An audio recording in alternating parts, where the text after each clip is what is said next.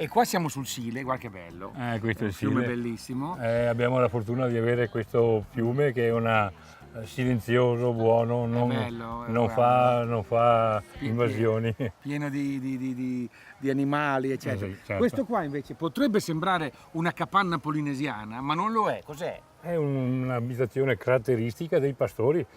Sotto mettevano le barche anche perché si nutrivano di anguille, lucci che trovavano, però sopra poi abitavano anche in realtà.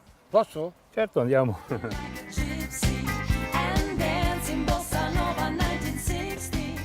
Permesso? Eccoci qua. Ah, che bello!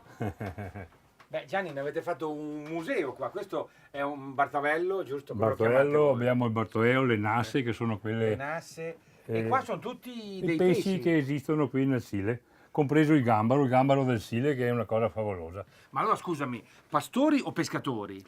Erano un po' di tutto perché pastori per svernare con le pecore e via, però anche pescatori perché bisognava mangiare. Certo. Allora il Sile era ricco di lucci, di anguille e via e li catturavano con questi tipi di attrezzi. Loro, a richiesta, hanno una barca con la quale da qui si arriva proprio in uno slow tour molto tranquillo in centro a Treviso, è vero? Questo tratto ha questa caratteristica che si passa, che dopo vedremo, una natura che è ancora incontaminata e si arriva dentro in città. la città? Si arriva in città. Ma che bello. È bello, si vede la città dall'acqua, è una cosa favolosa. Mi ci porti? Certo. Va bene, dai. Andiamo. Allora andiamo.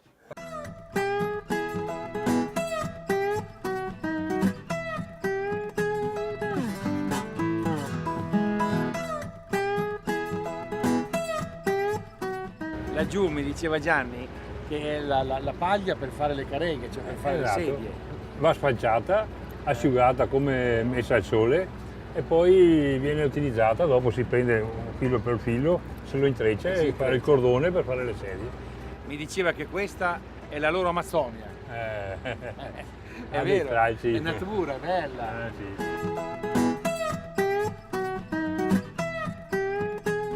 Gianni, sono i capannoni industriali quelli lì. Per cui è la cosa straordinaria che siamo praticamente dentro Treviso, alle porte di Treviso, e dal fiume è un punto di vista totalmente diverso. È un'oasi che si infila dentro una città, anche la periferia, la città industriale.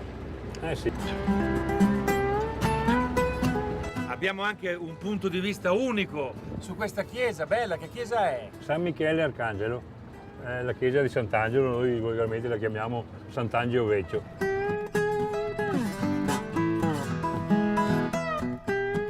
Questo percorso particolare si infiltra sotto la tangenziale, ma continuiamo un percorso assolutamente naturalistico in mezzo alla città. C'è qualcuno che ne approfitta anche per ricoverare qualche capretta, qualche cavallo. Certo.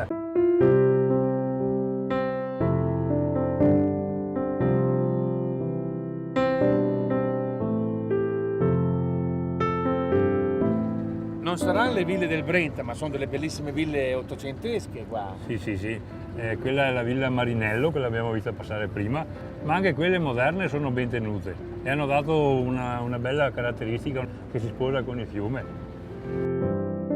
Gianni, e qua dove siamo? Adesso stiamo proprio entrando in città.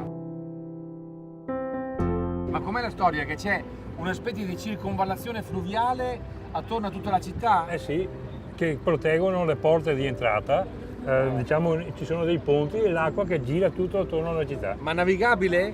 No, è poco profonda, saranno 50 centimetri di acqua. È sempre piena comunque di anetri, di uccelli, però con barchette con un fondo molto piatto. E qui invece adesso dove arriviamo? Adesso arriviamo alla sede di Canottieri Sile, di via Tezzone, e diciamo che siamo alla porta di Treviso, cioè alle porte, siamo entrati in città.